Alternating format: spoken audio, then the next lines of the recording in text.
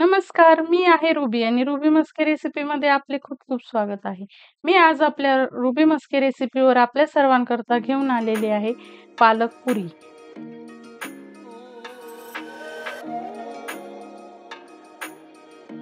सध्या मार्केटमध्ये भरपूर पालक उपलब्ध आहे आणि पालक खाण्यासाठी भरपूर मुलांना किंवा मोठ्यांना देखील आवडत नाही.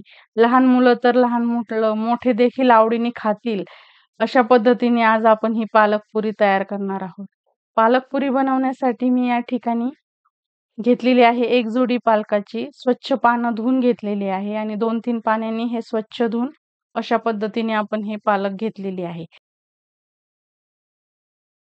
पालकाची पुरी करण्यासाठी आपण सर्वात अगोदर त्याचे वाटण तयार करून घेऊया. कारण पालक खूप जण शिजवून घेतात, तर आपण ती शिजवून न घेता आपण आज ही नवीन पद्धत तुम्हाला मी एकदम साधी आणि सोपी या ठिकाणी मी दाखवत आहे. तर चला आता आपण जास्त वेळ न घालवली रेसिपीला सुरुवात करूया. या ठिकाणी आपण मिक्सर जारमध्ये घेतलेले आहे जिरे, ओवा, बडीशोप आणि धने. तर याची आता आपण पावडर तयार करून घेऊया.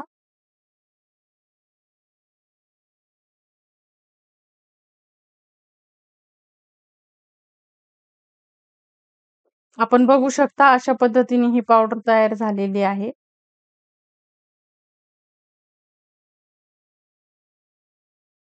तर यामध्येच आता आपण घालूया लसूण, हिरवी मिरची आणि पालकाची पुरी बनवण्यासाठी फक्त पालकाच्या पानांचाच वापर करायचा आहे. तुम्ही देठ देखील घेऊ शकता, पण देठ जर तुम्हाला घ्यायचे असेल तर तुम्ही पालकाचे सूप किंवा पालकाच्या इतर भाज्यांमध्ये वापर करू शकता. थोडेफार देठ असले तरी चालेल. तर बघा अशा ठिकाणी आपण हे मोठ्या आकाराने पालक कट करून घेतलेली आहे. फार जास्त बारीक करायची अजिबात गरज नाही. आणि चिरलेला पालक बघा आपण मिक्सरच्या भांड्यात टाकून घेऊया.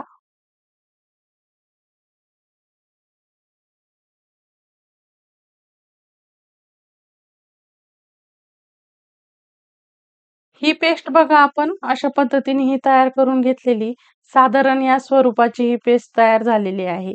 एक गोष्ट लक्षात ठेवा की पालक पेस्ट करताना पाण्याचा वापर कमी करायचा. सोबतच आपण यामध्ये घालूया पांढरे तीळ. चवीनुसार आपण यामध्ये मीठ घालूया. पाव वाटी रवा. रव्यामुळे पुरी खूप मस्त खुसखुशीत होते आणि तेलही कमी लागते. अजिबात तेल पीत नाही आपली ही पुरी. तर अर्धी वाटी बेसन पीठ देखील आपण यामध्ये घालूया. याने देखील खूप खमंग आणि खुसखुशीत आपली ही पालक पुरी तयार होते. सोबतच यामध्ये आपण घेऊया 1.5 कप गव्हाचे पीठ. हे संपूर्ण आपल्याला एकाच वेळेला घालायचे नाहीये. तर अंदाजाने आपण यामध्ये हे गव्हाचे पीठ घालूया. पालकाची हे पाणीदारच असतात, तर पालकाला देखील पाणी सुटते आणि रवा हा पाणी शोषून घेतो. तर त्यामुळे आपल्याला अंदाजानेच यामध्ये पाणी आणि पिठाचे प्रमाण वापरायचे आहे. या पिठाच्या कणकेला आपण तेलाचा हात सुद्धा लावूया, जेणेकरून या पिठाचा रंग बदलणार नाही आणि हे पीठ सुकणार देखील नाही. तर हे पीठ आपण रेस्ट करण्यासाठी ठेवलेले आहे आणि हे आपल्याला जास्त न ठेवता एक 5 ते 7 मिनिटच आपल्याला हे ठेवायचे आहे. जास्त वेळ हे पीठ भिजवू नका. तर बघा अशा पद्धतीने आपले हे पीठ छान भिजलेले आहे. तर आता आपण याला पुन्हा एकदा छान असे मळून घेऊया आणि मळून घेतल्यावर आपण बघू शकता याचा रंग बघा अगदी तसाच राहिलाय, अजिबात बदललेला नाहीये. तर बघा अशा पद्धतीने आपण याचे हे गोळे तयार करून घेऊया. तर मी या ठिकाणी आपल्याला 2 प्रकारच्या पुरी तयार करून दाखवणार आहे, जेणेकरून नवशिके असतील तर त्यांना देखील येईल.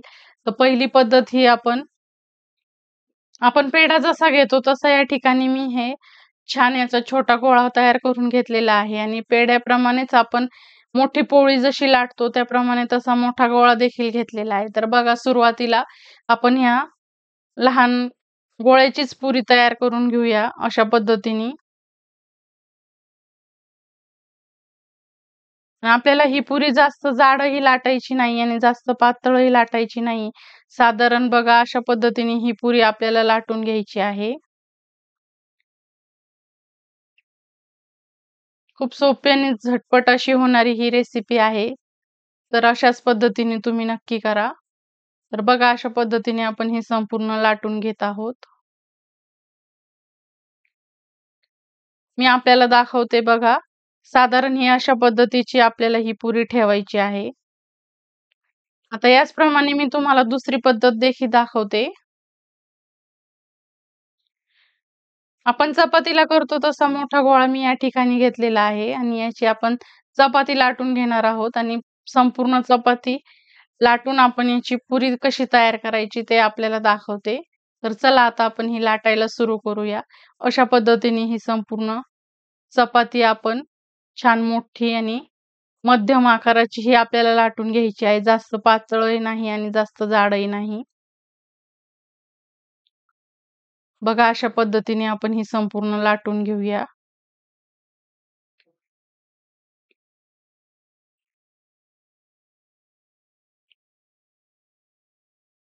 अशा पद्धतीने ही आपली संपूर्ण पुरी लाटून झालेली आहे आणि ही आपण वाटीच्या साहाय्याने ही संपूर्ण पुऱ्या तयार करून घेऊया. एका वेळेला 4 ते 5 पुऱ्या या आपल्या या ठिकाणी तयार होतात. तर तुम्ही वाटीच्या किंवा झाकणाच्या साहाय्याने या पुऱ्या तयार करू शकता. तर बघा हे पुऱ्या तळून घेण्यासाठी मी हे तेल अगोदरच तापवून ठेवलेले होते. तर बघा अशा पद्धतीने आपले हे तेल छान तापलेले आहे आणि यामध्ये आपण ह्या पुऱ्या मस्तपैकी वाव किती सुंदर बघा टम्म फुलत आहे.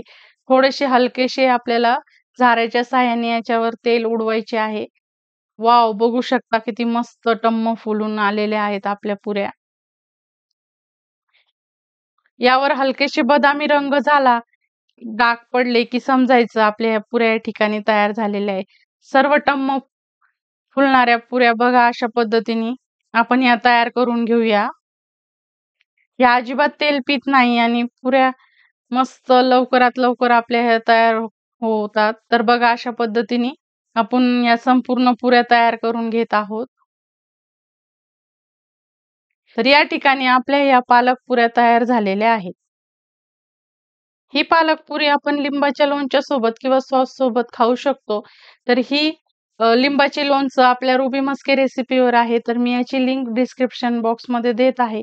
तर ही लिंक तुम्ही नक्की बघा आणि आपल्या रेसिपीच्या पद्धतीने पुरी सोबत तुम्ही लोणचं देखील तयार करून बघा. तर बघा अशा पद्धतीने आपली ही पालक पुरी तयार झालेली आहे. आपण वेळात वेळ काढून ही रेसिपी बघितली म्हणून आपले सर्वांचे मनपूर्वक आभार. आपल्या रेसिपीला असाच छान प्रतिसाद असू द्या. फ्रेंड्स आणि रिलेटिव्हजला नक्की शेअर करा.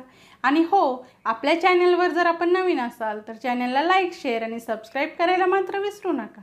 अशाच छानशा रेसिपीसोबत आपण पुन्हा भेटूया.